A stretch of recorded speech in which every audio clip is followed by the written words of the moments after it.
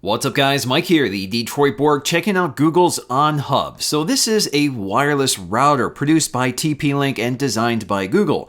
So why is Google selling a router? Well, a number of reasons. The biggest one is revealed in its name, hub, referring to kind of a central location for operating multiple devices.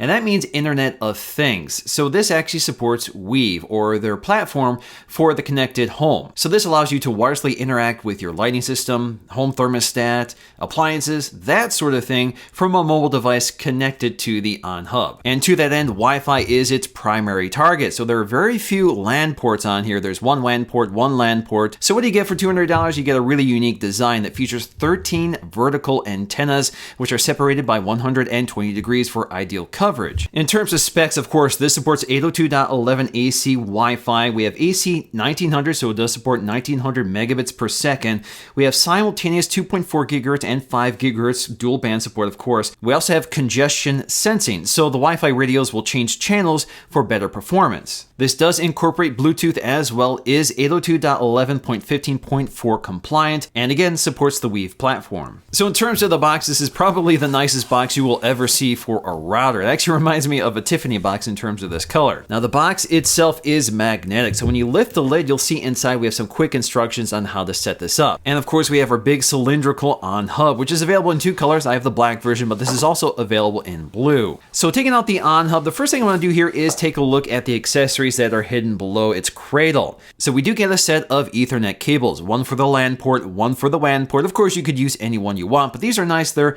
flat style cable. And to power the OnHub, we get a 12-volt TP-Link branded power adapter. So getting back to this monolithic OnHub, it actually kind of reminds me of a Mac Pro. It even has an external casing that pops off.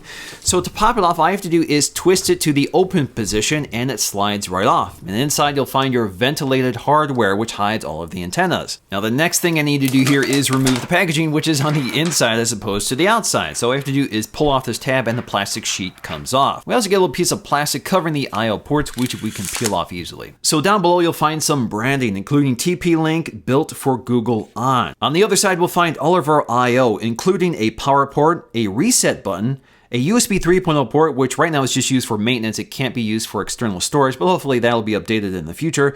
And then we have our WAN port and LAN port for connecting our internet sources. Taking a look at the shell, you can see it's ribbed on the inside for ventilation. At the top of the router, we'll find more ventilation along with a speaker, which is used for setup, which I'll demonstrate. It's not used for voice interaction like Amazon's Echo. And we get the OnHub's visual signature, which is this LED status ring that surrounds the top of the hub. Now, the first thing I need to do here is connect my internet source. So I'm going to plug my ISP in, and then I can connect another Ethernet accessory. So if I want to connect it to my Mac Pro, I can do that.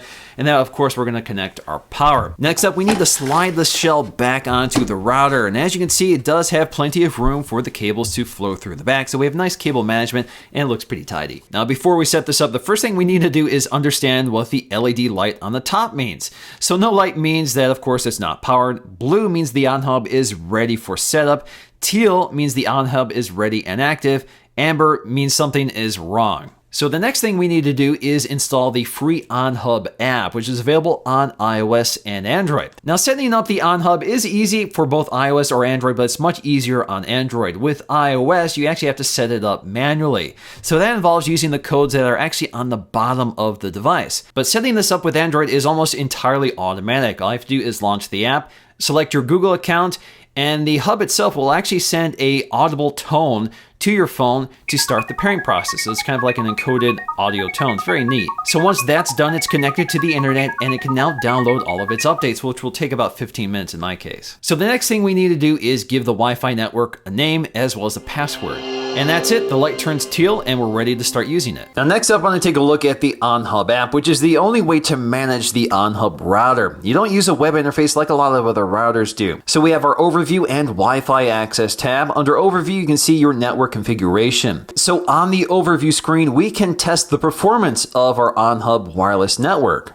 So it tests both the internet performance as well as our Wi-Fi performance. So we can see our internet speed as well as our Wi-Fi speed. So it's about 98% efficient. And down below it tells me what this speed is good for. So we can stream Ultra HD video and our connection to the hub is strong. I can also view and manage all the devices connected to the OnHub. Right now I just have two, a Mac Pro and the Samsung phone. And you can see its current network status here as well. So you can see how much is downloading or uploading.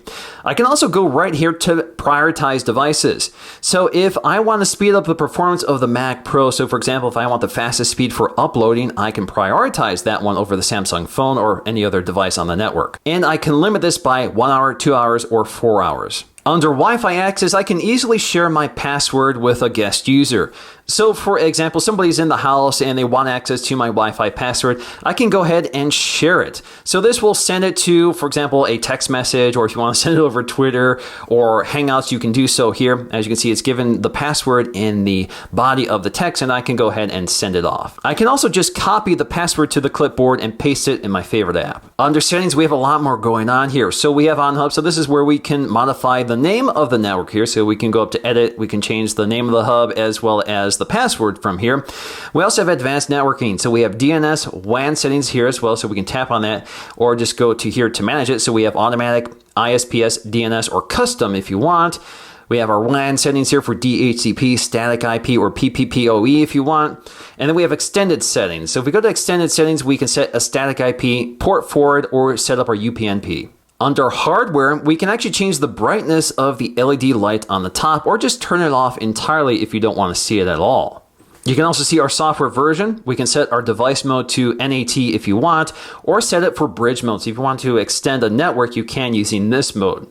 We can also see our OnHub details. So again, our model number, software version, update channel, device mode, LAN IP, and WAN IP. And we can restart it or factory reset it. We can also add additional managers for this network. So we can authorize additional managers using our Google accounts. We also have app support in detail, so this allows us to send a support code to Google Support for help with our device, send a diagnostic report to them, and we have our help center for frequently asked questions. And then we have our privacy settings, so we have a few we can turn on and off. Speaking of security, I think the biggest concern here is that Google is using the OnHub to monitor your internet traffic. They say that is not the case, and you do get some settings here to limit the information that is shared with Google. So the primary purpose of this design is to provide reliable Wi-Fi coverage to more areas of your home with 13 powerful Wi-Fi antennas arranged in a circular pattern.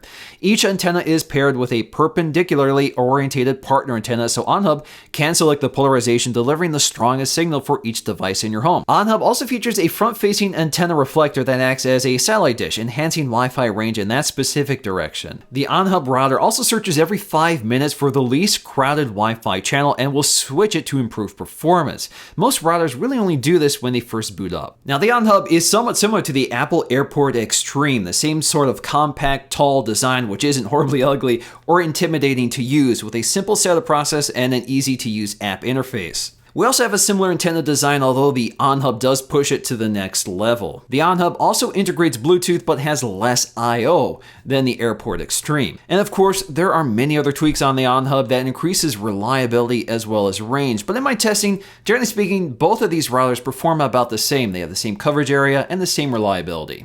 So who is the OnHub router for? Well, I think it's for anybody who wants an easy to set up and easy to manage router that's very reliable with good range. It's also for households that need to add a hub for connecting Internet of Things devices that again support the Weave format. But this router probably isn't for power users who need a lot more Ethernet ports, a lot more management options that this really simplifies. So that's going to do for me in this video. Hope you enjoyed it. Thanks for watching, and I'll see you again in the next one.